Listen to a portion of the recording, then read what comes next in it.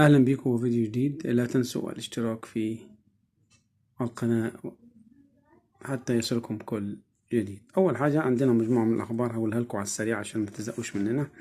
واحد، ميشيلاك الرجل جروس مش مقتنع بيه، وميشيلاك مش هيمشي من الزمالك. ليه؟ لأنه لعب مع أحد ولعب مع الزمالك، فما ينفعش يلعب في نادي ثالث، ده ممنوع دولي.